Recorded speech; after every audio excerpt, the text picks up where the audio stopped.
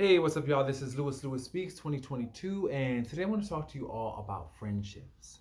Many of us have friends that we really enjoy spending time with, and many of us also have friends on the flip side that we really just don't really enjoy spending time with. We really just don't vibe with their energy like that, but we continue on in the relationship for various reasons. And I want to use this video to unpack, what is a healthy friendship, what is an unhealthy friendship, and things to keep your friendship healthy and alive and vibrant. So, what exactly is a healthy friendship? Well, in my estimation, a healthy friendship is a friendship where there is tons of communication. There are both people that take initiative in making plans and making time for one another. That is crucial. You have to definitely make time for your friends. And I think, once again, healthy, you have to also be willing to have difficult conversations with your friends. Everything is not going to be peachy keen. Everything is not going to run smoothly. You have to be willing to have those difficult conversations. And I think, quite frankly, that is the test of a good friendship. Whether or not you're able to have those difficult conversations and survive those conversations. And a lot of people, they call themselves your friend, but the moment that you provide constructive feedback about some behavior that you just find to be upsetting about the character or about the relationship itself, they get offended and they just stop talking to you, they stop calling you, they stop reaching out because their ego has been bruised.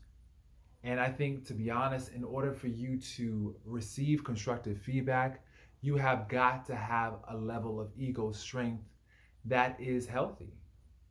A lot of times people don't have that ego strength. You have got to also be willing to let your ego die for the sake of a bond. And what I mean by that is that we all go through a series of ego deaths in our lives. And what that means is that we are willing to receive constructive feedback, you know?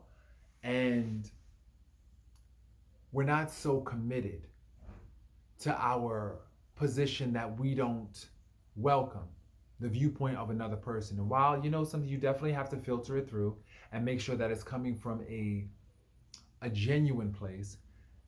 Being able to receive that feedback, I think, is crucial in a friendship, because I've noticed that in many of my past relationships and friendships, it was this unwillingness to actually receive and change the behavior that resulted in us no longer being friends or us no longer being in a relationship. And so I think that you definitely have to have that open, honest communication with your friend that needs to be put there on the table and established early on. I think what makes an unhealthy friendship is when you are nursing quiet resentments and hidden resentments towards people and towards friends that you don't vocalize for fear that it might end the friendship, that it might affect the friendship. I think that when you are suffering in silence and you have a friendship, the friendship is already over, because I think that that hidden resentment is going to come out in various other ways, be it these covert jabs, these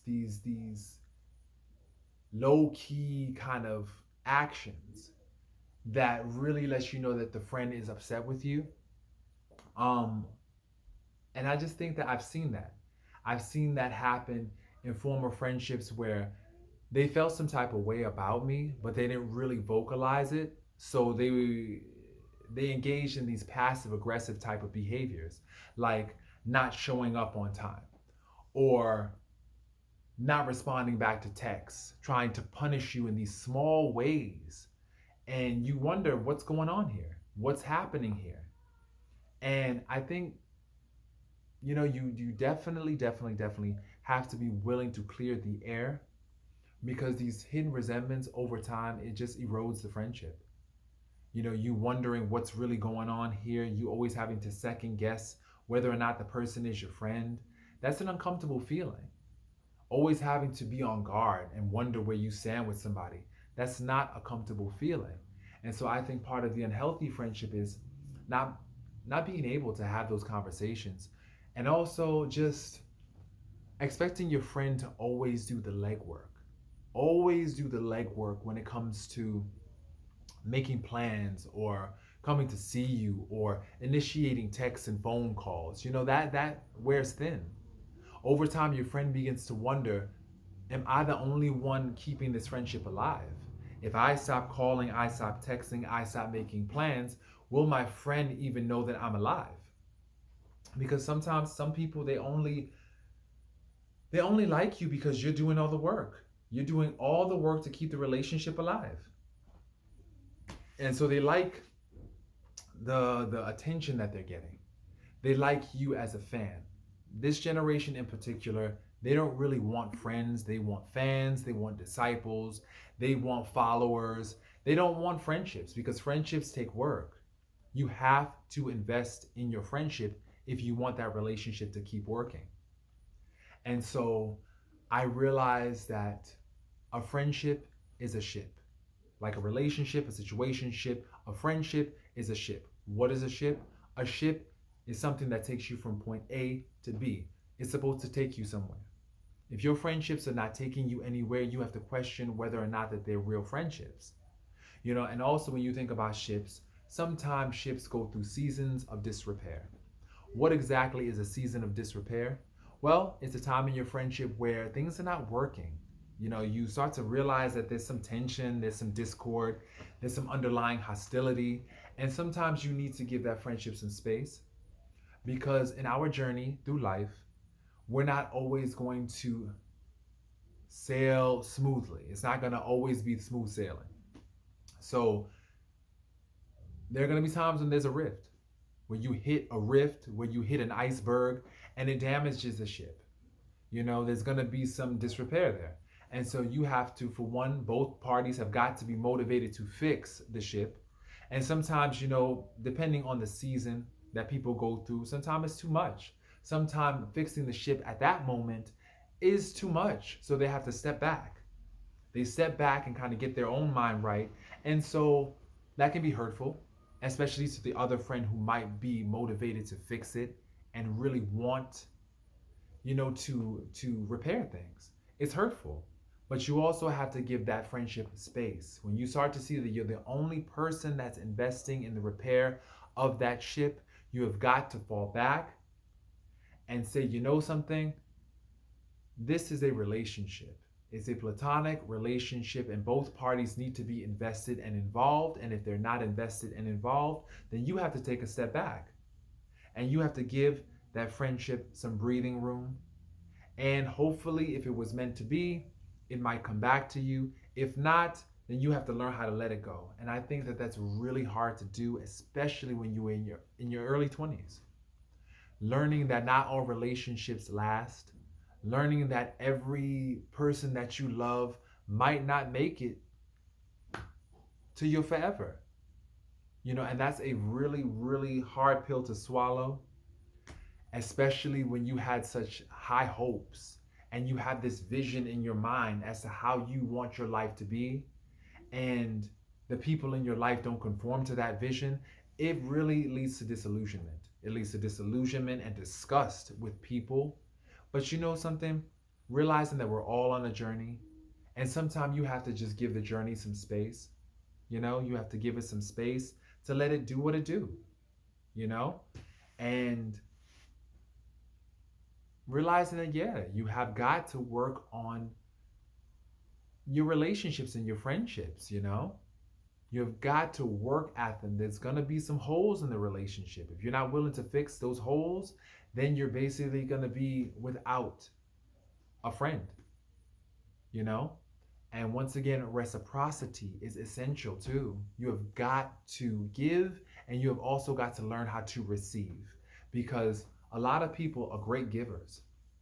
There's some people who will just pour themselves out, which I don't recommend at all, because that right there is not self-love.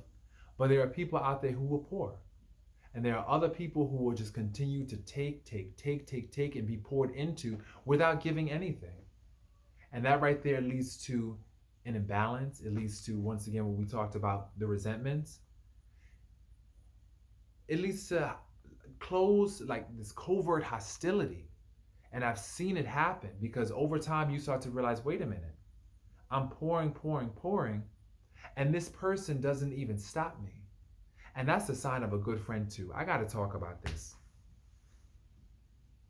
If you see your friend pouring so much and doing so much, and you don't stop them, and you don't ask them, hey, wait a minute, what can I do to pour into you? You are not a good friend. You are a user. Because there comes a point where you have to put a cap. You know someone. They're going to continue to pour themselves out. You have to stop them. And they say that, well, that's not my job. My job is not to stop. But no. If you love people, if you love someone, you're going to stop them when you see that they're doing something that's destructive. And being an overgiver is a destructive behavior. It really is. You're overgiving. That's a person that is trying to people please. That's a people pleaser. That's a person that's trying to accommodate. That's a person that's craving acceptance so bad. And you know where that comes from. So to take advantage of that person, that makes you a monster. I'm sorry. That makes you a monster. There's people that I had in my life who overgave, and I had to put a cap. I said, no. For one, I'm not comfortable with that. I'm not comfortable with me just taking, and not being able to give. I'm not comfortable with it. And so if a friend is just comfortable with, or you pouring yourself out, that's not a real friend at all. That's not, and you have to dead that relationship. It's about mutuality. It's about reciprocity. And so that's the sign of a healthy relationship, when you're able to give and take in return too. You know, I think a lot of people really do not have a good grasp on what friendship is.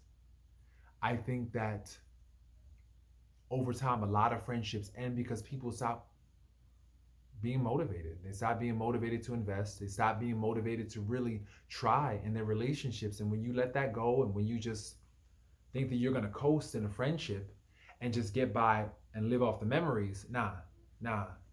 You cannot live off the memories. The same way our bodies cannot live off the memory of food is the same way our hearts cannot live off the memory of love.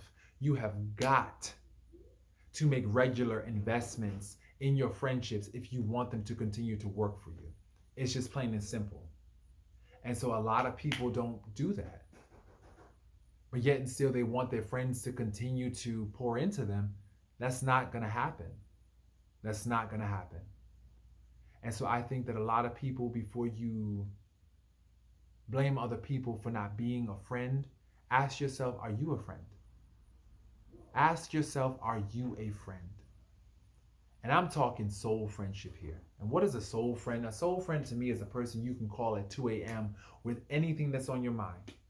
A soul friend is a person that is there for you, rain or shine. They're able to show up whenever you need them. Whenever. If you're in a jam, that soul friend is going to try to help you. They're going to try to find a way. Even if they don't have it, they're going to try to ask a family member. They're going to try to support you. A soul friend is a friend that wants to know you, that wants to understand you, and not just know you. Let me just correct that. They want to understand you, why you do certain things, what is going on here, what's happening. They want to really be a part of your life. They don't jump to conclusions when you don't do what they may want you to. They don't overreact and personalize, you know? And I think that, to be honest, everyone has got to work on friendship, being a friend. Everybody got to work on being a friend, because in this day and age, I think a lot of us have really suffered. We've really suffered some major blows between the pandemic, between a lot of death and grief and loss. We at times recluse back into our shell to heal. We don't want to give nothing to nobody. We don't even have anything left to give. And so we recluse back into our shells. And while that's understandable, like it's understandable to take some time for restful healing, you definitely have to get back out there and be good to the people in your life. You have to nurture your relationships, because in this time, we're going to need each other more than anything. And if you have a friend, and I mean a good friend, a ride or die, a person that has been by your side, rain or shine, you better hold on to that friendship, because friends, they have a saying, you can buy a friend after 88. And that's true. If you have a friend nowadays that has definitely weathered the storms with you and rolled with you through the good and the bad, you better hold on. You better hold on. You better hold on tight, because those friends don't come around every day. Those friends, it's rare.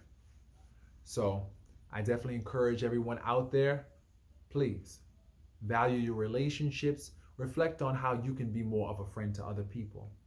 Reflect on the qualities that you're looking for in a friend, and don't deviate from the script. Most importantly, you have to remember that you are a friend to yourself first. And so you cannot shortchange yourself by accepting the poor and inadequate friendship of other people. If you find that their friendship is inadequate, you, for one, if you feel up to it, have that conversation with them. Let them know what they need to do in order to become a great friend again. If they choose not to, well, then you're going to have to let them go. Because as a friend to yourself first, you can't tolerate somebody skimping on you and giving you less than you deserve. You just can't tolerate it. There comes a point where you just cannot tolerate the nonsense anymore. You cannot do it. And doing it makes you feel nauseous. And you have to get to that point where you feel nauseous abandoning yourself. You feel nauseous betraying yourself. And when you get to that point, you can no longer let anybody get away with giving you less. You can't do it. So, once again, you are a friend to yourself first. Be a good friend to yourself and a good friend to other people. I hope this video was helpful. And once again, like, subscribe, share. I would love your feedback. Peace, y'all.